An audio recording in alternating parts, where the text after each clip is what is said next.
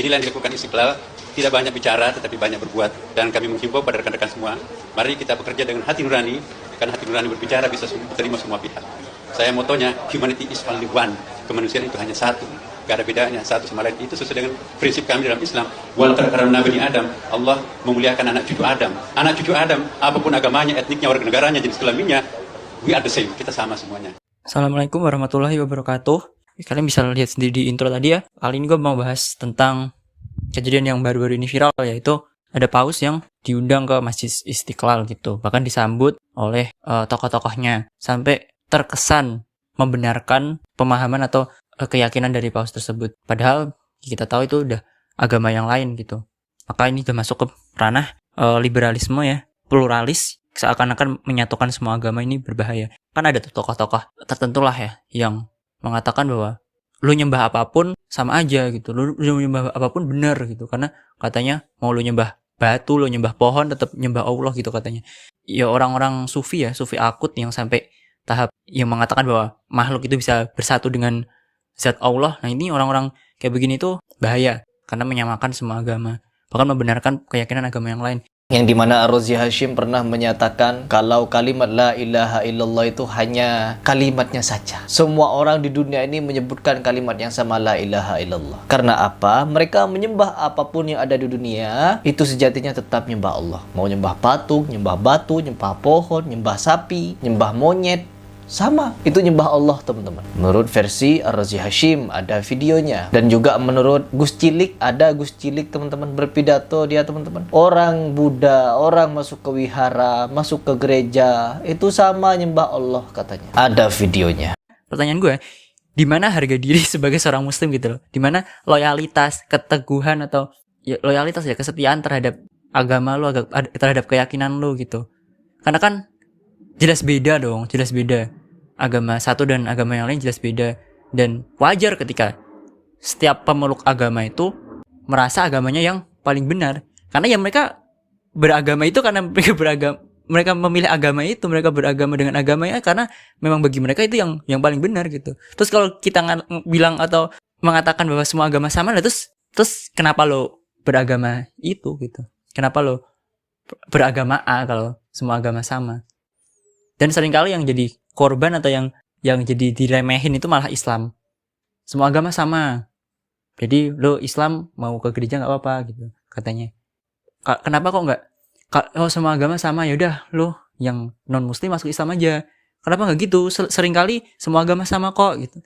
Terus Islamnya yang disuruh keluar dari agamanya, Muslimnya yang disuruh keluar dari agamanya terus pindah ke agama lain. Kenapa kok kalau memang meyakini hal tersebut nggak yang non Muslim suruh masuk Islam gitu loh? Kan sering tuh kita, ya pernah sih gue mendengar tokoh-tokoh non-muslim yang mengatakan, oh semua agama sama, gak apa-apa, murtad gak apa-apa gitu.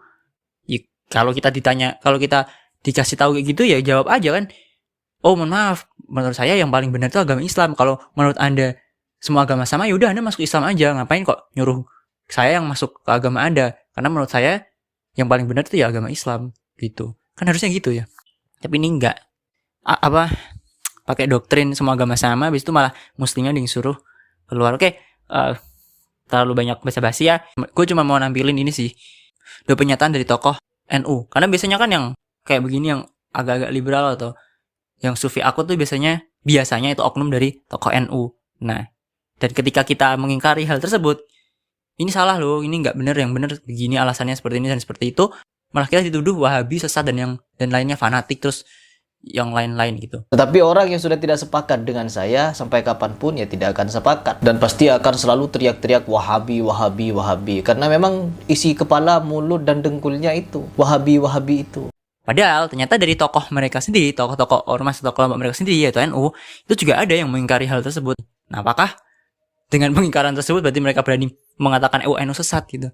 Kelompok mereka sendiri sesat karena tokoh-tokoh mereka sendiri yang mengingkari hal tersebut.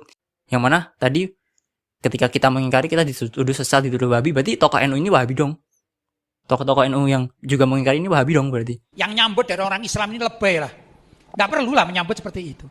Karena inhina, bahkan juga ada yang salaman, mencium tangan. Inhina atau membungkuk kepada orang kafir itu sebagian ulama mengharamkannya. Walaupun ada yang mengatakan makruh. Tuh. Ada lagi menghormat ini atas kekafiran seseorang. Kalau ridho orang tersebut, si muslim ini ridho atas kekafiran Paus Fransiskus, dikatakan waridho bil kufri kufrun, bisa kufur, rawan naudzubillah min dzalik. Ada tokoh agama lain berkunjung ke Indonesia. Apa yang dilakukan sebagian orang? Ketika akan datang, ada pimpinan ormas bilang, selamat datang atas kedatangan Paus Fransiskus. Ini hukumnya gimana? Nggak boleh, haram. Lalu ketika datang ke situ, ada yang cium tangannya. Loh, kok terhormat sekali? Mengagungkan orang di luar agama itu haram hukumnya. Bahkan satunya mencium keningnya. Mencium tangannya pengikut agama lain atau keningnya dengan keyakinan atau dengan harapan dapat barokah, malah kufur, murtad. Gimana masa kita menjelaskan penyimpangan, oh ini menyimpang, ini sesat, malah kita dituduh sesat, kan gak jelas gitu. Masa orang sesat menjelaskan kesesatan? Justru yang bebal itu kan, kalau kita mau nuduh, mau asal nuduh, mau asal vonis, harusnya yang dikasih tahu bebal, dikasih tahu keras kepala itu yang bisa divonis sesat ya, malah tapi malah kita yang jelasin ini menyimpang loh, ini sesat loh, malah kita yang dituduh sesat dan lain-lain. Oke, baik, itu aja dari gua. Assalamualaikum warahmatullahi wabarakatuh.